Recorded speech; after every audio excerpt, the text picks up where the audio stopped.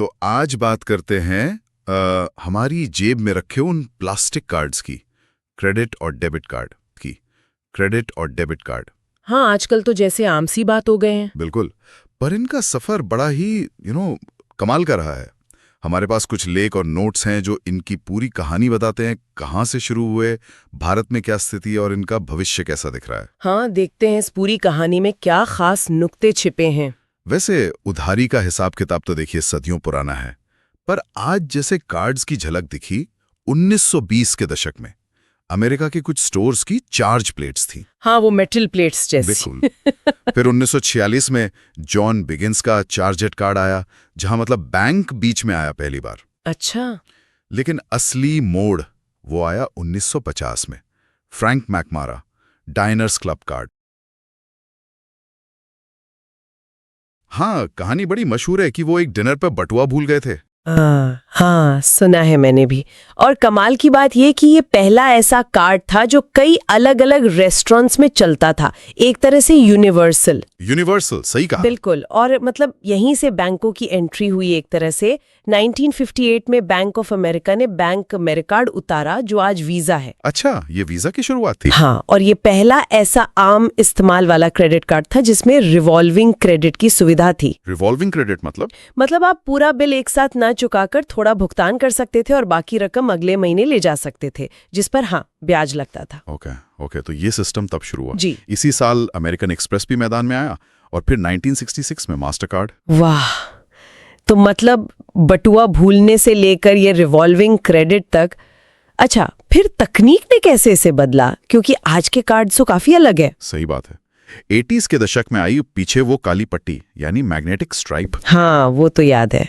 उससे card read करना आसान हुआ। फिर 2000 के दशक में कार्ड पर वो गोल्डन चिप आई, जिसे EMV चिप कहते हैं। हाँ, चिप वाले कार्ड्स। इसने नकल करना मुश्किल बनाकर सुरक्षा काफी बढ़ा दी। और अब तो खैर टैप करके पेमेंट, NFC जिसे कहते हैं। हाँ, टैप इन पे। और फोन में डिजिटल वॉलेट का जमाना है। हाँ, वो टैप वाला सिस्टम तो बहुत सुविधाजनक है ना? बिल्कुल। पर क्रेडिट कार्ड के साथ साथ डेबिट कार्ड भी तो हैं।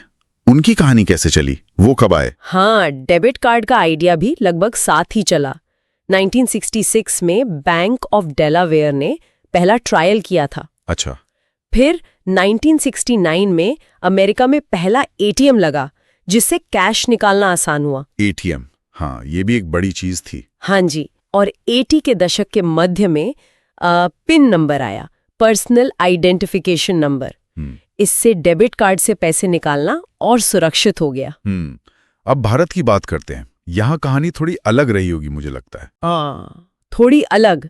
डाइनर्स क्लब 1961 में काली मोदी भारत ले आए थे। पर तब ये बहुत ही सीमित लोगों के पास था, मतलब सिर्फ अमीरों तक। अच्छा, तो शुरुआत में बहुत एक्सक्लूसिव था। हाँ, असली शुरुआत हम कह सकते हैं 80 के दशक में हुई, जब सेंट्रल बैंक ऑफ इंडिया जैसे सरकारी बैंकों ने कार्ड देना शुरू किया। ओके। और फिर 2016 की नोटबंदी, उसने तो जैसे तस्वीर ही बदल दी होगी। बिल्कुल। नोटबंदी ने डिजिटल पेमेंट को जबरदस्त उछाल दिया, मतलब एक तरह का कैटलिस्ट था वो। हाँ। और इसमें क्रेडिट और डेबिट कार्ड भी शामिल थे। आज भारतीय क्रेडिट कार्ड मार्केट बहुत तेजी से बढ़ रहा है। पिछले 5 सालों में लगभग 20% CAGR। 20% हर साल? ये तो बहुत ज्यादा है। हाँ, हर साल औसतन 20% की जबरदस्त बढ़त। और ये भी दिलचस्प है कि 85% से ज्यादा लेन देन अब डिजिटल होते हैं। वाह। और 70% से ज्यादा लोग कैशबैक और रिवॉर्ड्स के लिए कार्ड इस्तेमाल करते हैं। वो पॉइंट्स, वो डिस्काउंट्स। हाँ, वो रिवॉर्ड पॉइंट्स का चक्कर तो है। लेकिन क्या सब कुछ बढ़िया ही है या कुछ चुनौतियां भी हैं इस 20% ग्रोथ के पीछे? चुनौतियां तो है, बिल्कुल है। सबसे बड़ी चिंता है क्रेडिट कार्ड पर लगने वाला भारी ब्याज। हाँ, वो तो बहुत ज्यादा होता है। अक्सर 36% सालाना तक पहुंच जाता है। ये बहुत ज्यादा है। इसके अलावा कई लोगों को इसके सही इस्तेमाल, शुल्कों और ब्याज की पूरी जानकारी नहीं होती। मतलब वित्तीय साक्षरता की कमी है। सही बात है। नियम और शर्तें कौन पढ़ता है? वही। और सुरक्षा का जोखिम, जैसे ऑनलाइन फ्रॉड, वो भी एक मुद्दा है। हाँ, एक महत्वपूर्ण और नई चीज जरूर है, रुपे क्रेडिट कार्ड का UPI से जुड़ना। हाँ, ये UPI लिंक वाली बात बहुत सुनने में आ रही है। इसका क्या मतलब है असल में? देखिए, ये भारत को उन चुनिंदा देशों में रखता है जहां क्रेडिट सीधे रियल टाइम पेमेंट सिस्टम से जुड़ रहा है। मतलब आप यूपीआई क्यूआर कोड स्कैन करके क्रेडिट कार्ड से पेमेंट कर सकते हैं। छोटे व्यापारियों और ग्राहकों दोनों के लिए ये गेम चेंजर हो सकता है। अच्छा, तो ये एक बड़ा बदलाव है। खैर, क्रेडिट कार्ड की ये चुनौतियां तो हैं, लेकिन भारत में असली वॉल्यूम तो डेबिट कार्ड्स का है। अरबों कार्ड्स, उनकी कहानी में क्या चल रहा है आजकल? सही कहा, भारत में 1 अरब से ज्यादा डेबिट कार्ड हैं, लेकिन अब इनकी ग्रोथ क्रेडिट कार्ड और खासकर यूपीआई के मुकाबले धीमी पड़ गई है। अच्छा, मतलब यूपीआई ज्यादा तेजी से बढ़ रहा है। हाँ, यूपीआई का प्रभाव बहुत ज्यादा है। 2012 में जो रुपे डेबिट कार्ड आया था, वो छोटे शहरों, टियर 2 और 3 शहरों में काफी सफल रहा है। उसने बड़ी संख्या में लोगों को बैंकिंग से जोड़ने में मदद की है। तो कुल मिलाकर इन कार्ड्स ने हमारे पैसे खर्च करने के तरीके और अर्थव्यवस्था पर क्या असर डाला है? फायदे और नुकसान दोनों होंगे, है ना? निश्चित रूप से। फायदा यह है कि डिजिटल पेमेंट बढ़ा, ज्यादा लोग बैंकिंग सिस्टम से जुड़े और लेन देन आसान हुआ, सुविधा बढ़ी। हाँ, सुविधा तो बढ़ी है, लेकिन क्रेडिट कार्ड से कर्ज का बोझ बढ़ सकता है। वो एक बड़ा जोखिम है और दोनों ही तरह के कार्ड्स के साथ सुरक्षा, खासकर ऑनलाइन फ्रॉड का खतरा जुड़ा है। और आगे क्या? अब भविष्य कैसा दिख रहा है इन कार्ड्स का? क्या ये प्लास्टिक कार्ड रहेंगे भी या कुछ और आएगा? भविष्य में कई चीजें दिख रही हैं।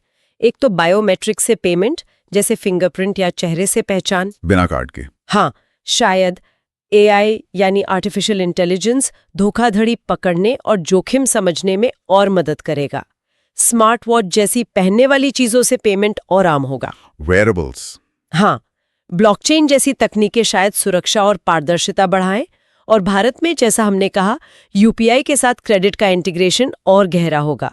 वो एक बड़ी दिशा है। तो भाई, एक साधारण सी दिखने वाली चार्ज प्लेट से शुरू होकर आज के स्मार्ट पेमेंट्स तक इन कार्ड्स ने वाकई एक लंबा और दिलचस्प सफर तय किया है। हाँ, ये सफर सुविधा तो लाया है, पर इसका फायदा तभी है जब हम जिम्मेदारी से इस्तेमाल करें, सुरक्षा का ध्यान रखें और लोगों में वित्तीय जागरूकता बढ़े। भारत की कहानी, खासकर यूपीआई के साथ कार्ड्स का ये मेल, इसे दुनिया भर के लिए एक अनोखा केस स्टडी बनाता है वाकई में। और ये सोचने पे मजबूर करता है, जब क्रेडिट, डेबिट, यूपीआई ये सब लाइनें धुंधली हो रही हैं, आपस में घुल मिल रहे हैं, तो पेमेंट का अगला बड़ा पड़ाव क्या होगा? क्या वो कार्ड या ऐप से भी आगे की कोई चीज होगी? सोचने वाली बात।